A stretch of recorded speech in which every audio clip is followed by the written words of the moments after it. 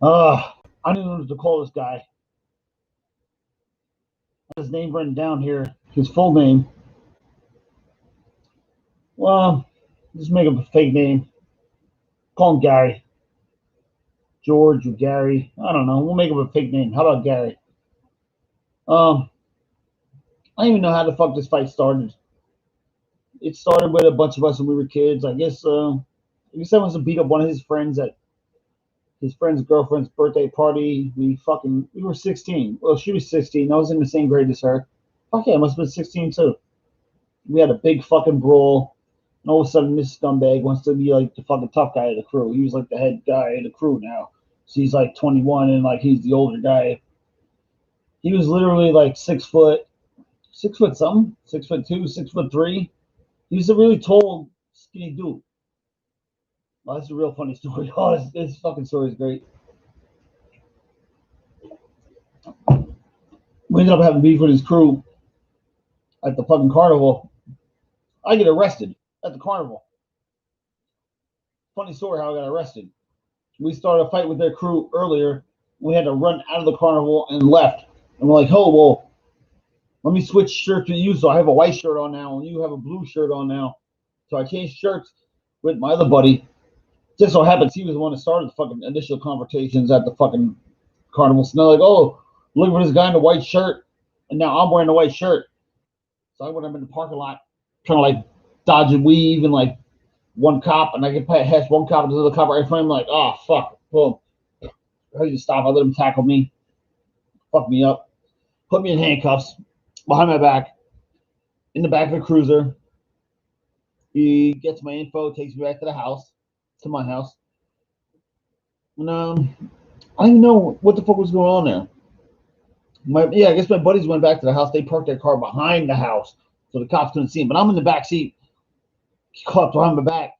During the ride, I put my arms under my fucking. I was more agile back then. I got my hands out in front of me. By the time he lifts me out of the fucking car, my handcuffs are like in front of me instead of behind me. He's like, oh, no, okay. And he uncuffs me, gives me a fucking summons for like whatever, disorderly conduct, harassment, whatever the fuck it was.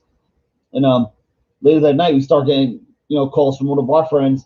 Say, hey, this guy George or Gary, whatever you're gonna call him, he called one of our friends and said, hey, that motherfucker, I want to fight him. So I'm like, okay. So we ended up going to my girlfriend's house, not a girlfriend, a friend of ours who's a girl, and he lives like kind of like she was like the medium point, like she lived here, he lived there, I lived here, and we kind of met at her house. He's like, hey, you bring one guy, I bring one guy. That's how it is. To watch our backs, you know what I mean? Like two of you, two of us, me and you, we scrap. Boom. I'm down. I'm down. This dude's like 21 years old. Whatever how the fuck old he is, like 6'3", 6'4". He's a big dude, tall, skinny dude. Shit. At that age, 17, I was probably like I want to say 165, maybe 170. I was fucking ripped too, doing push-ups all day, sit-ups all morning. You know what I mean? I was all about it. I was all about it. And, this is in Pennsylvania too. This is like dirt roads, nothing but dirt roads. There's no like concrete. There's no like asphalt or whatever you call it. There's no street lights. You know what I mean? Like these are back roads. So we come up with this motherfucking plan. It was me and my boy Jay, and we had J and J, two more J's on the side of the road. We dropped them off there earlier. And they creeped up the side like a creek, like on the side of the fucking little like hill, and we didn't really have no weapons.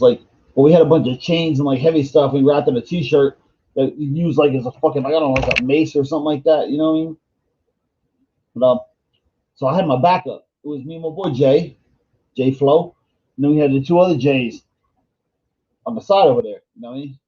One is my relative, my blood relative. So you know what I mean? I trusted my life to this motherfucker. So I knew for sure he wasn't gonna get fucked. So dude pulls up. We got our car parked here. He pulls up this way, and he comes out, pops out one dude and two girls. Like, what the fuck is this? Like, what the fuck is this? Like, you said, bring one dude, now you got a dude and two girls with you. What the fuck is this? So his boy came up to my boy and we discussed terms. Like, hey, motherfucker, like, yo, we're gonna scrap. It's gonna stay up. If it hits the floor, we break it up clean. That's it. We break it up. They both stand up. They box again. Boom. They box. If it goes to the floor, we break it up. They stand up. They box again. Like it wasn't on this MMA shit. It wasn't on this shit. It was Fred's hands. Um, I distinctly remember there was one time because like I would get in there, I go in low and just and I was just cracking this dude, but then he'd tangle up and we'd end up on the fucking floor and I had no shirt on. I took my shirt off. I don't know why the fuck I took my shirt off. It was the summertime in the Poconos, and it was, that was a bad mistake. It was a mistake. I'll tell you later why it was a mistake, but I was scrapping the fuck out this dude. This dude was big as shit, and I would just duck over his shit. He threw a punch, and boom, he just overhand rights and just cracked this motherfucker. And he brought girls to watch him get beat up, man. And it was funny as shit. So I'm beating the fuck out of this dude. I didn't beat the fuck out of him. It was a pretty good fight. I scrapped the fuck out of him. It was a pretty even fight. But at one time, he landed on top of me on the fucking gravel, and like, hey, stop it, break it up. And he like did one of these, like before he got up, boom, give me a quick little fucking elbow while I was up on my back, boom, and I'm like, you motherfucker. And I got back up and I was like, fuck this. They let us go again. And yeah, I cracked him a couple more times, man. I cracked that dude a couple times. Really nice. George or Gary, whatever you want to call his fucking ass. I cracked that dude. He's like fucking like 8 years older than me. I beat the shit out of him. No. It was funny though, afterwards when it was over, went back to the girl's house that was like in the middle of between where we lived.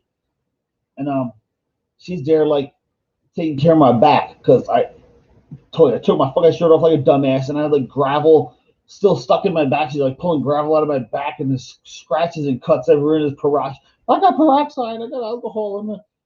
Yeah, my back was all fucked up, man, because I ended up on my ass a couple times, you know what I mean? Not because of punches, but from like grappling, you know what I mean? Yeah, it's a funny story because also I knew the dude that worked at the beer distributor. He was we would go in there and he would sell us. We were underage, obviously. He would sell us cases of beer and alcohol underage, and he knew me. He knew me well, and he's like, it's like, oh shit, yo, Sonny, man, you know Gary or what's his name, George, whatever his name is. It's like, yeah. He's like, yeah. So obviously my boy did some other shit on the side. He sold like narcotics and shit like that. He's like, yeah, he was selling coke and shit. He's like, yeah. He's like, yo, Gary came to my house the other night, man, and he was coming looking for like an 8 ball of coke, and like he was all fucked up. He had like a black eye, and he was all fucked up. I'm like, hey, what the fuck have you? He's like, oh, I fought this fucking kid over here in Pocono Farms over here. He's like, oh, yeah. Like, what do you mean? Like, I was like, yeah, he's tougher than I thought he was. This kid named Sonny. He's like, Sonny? Ah! It's like, fucking Sonny's my boy. Like, he told me about it. He's like, oh my God. He came to my house that night and bought coke off of me after you whooped his ass. His whole fucking face black eyed and fucking bruised up. He came. Yeah, I had connections back then. But yeah, he went to his coke dealer's house who knew me and told me about it afterwards. I whooped that dude ass. We'll just call him George. I don't want to put names out there, you know what I mean? Let's call him George or yeah, George. Yeah. George or Gary, any of those work, you know. We'll just put fake names on these motherfuckers, but yeah, I whooped that dude ass. I was a little kid. I was 16. He was fucking like 23, 22, and a foot taller than me. Yeah, that was a good fight. That was a good fight. All right, let's end this stream here before it gets too crazy, buddy. Yeah. Then he went and visited his coke dealer, who was one of my very good friends' older brother, and he told me about it. He's like, I saw him that night. He's like, oh shit, you fought Sonny? Yeah, it was a good. He's tougher than I thought he was. Yeah, I was definitely tougher than he thought he was. That he thought I was. Of what that dude asked. Old and young, I was getting at it the other days. End the stream. End the stream.